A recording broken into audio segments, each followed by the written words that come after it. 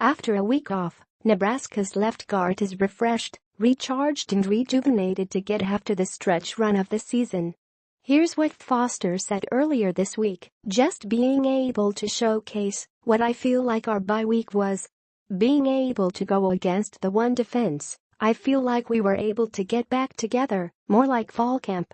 Just felt like we were playing hardball, the competitiveness was there. I was happy to see that drive come back. The bye week fell perfect for us. Ohio State, we had our problems, we let our problems get to us. It slowly turned into a mudslide. This next game, we're ready for what Purdue is going to bring. It's going to be a good time for us to come together and get that taste out of our mouths. I'm excited for that chance." So just like that, Nebraska is a new team, full of pride and passion and ready to get after it. The Huskers don't have a choice. This is their last resort. Last chance saloon. The rest of us are about to enter the college football abyss. For the next 5 weeks, we're going to overthink and overanalyze every aspect of Mike Riley, Scott Frost and Bill Moos. 5 weeks of wild mood swings, conspiracy theories and Bigfoot sightings. God help everyone. But for the young men who don the scarlet and cream every Saturday, the rest of the campaign has been crystallized into one central theme. Show up. Play hard. Act like you want to be here. Above all, don't tank. Has this Nebraska team quit? I won't say that. I can't say that. None of us can look into the heads and hearts of players and say for sure what's going on. All we can do is go by what we see on the field. Against Ohio State, it was a Nebraska team that didn't appear to be trying very hard. The mental state of this team these next 5 weeks will be the story. That it's become the issue in year 3 is exactly why Riley finds himself on a hot seat. There's a basic tenet of Nebraska football.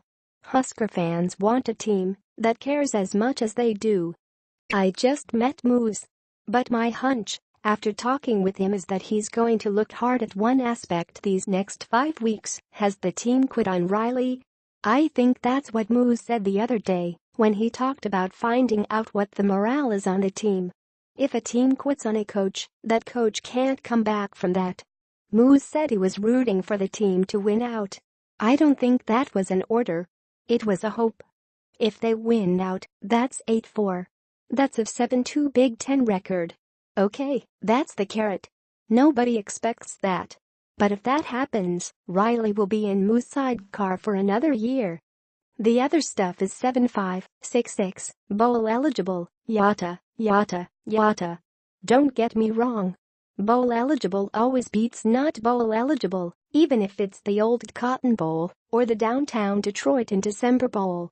But 7-5 or bowl eligible is not why you keep a coach. Frankly, neither is a recruiting class or an early signing period. These are short-term cotton candy things. They melt in your mouth.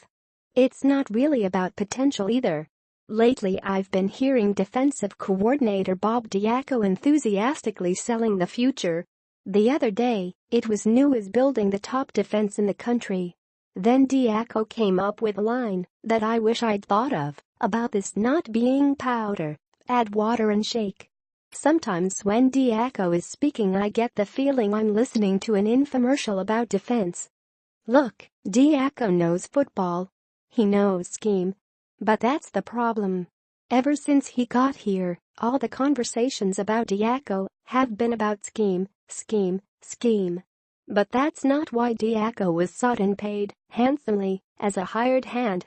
There was urgency tied to this move, and Riley said so himself at the time. Riley wanted to win now. In that sense, Riley needed someone who could take the powder, add water and shake.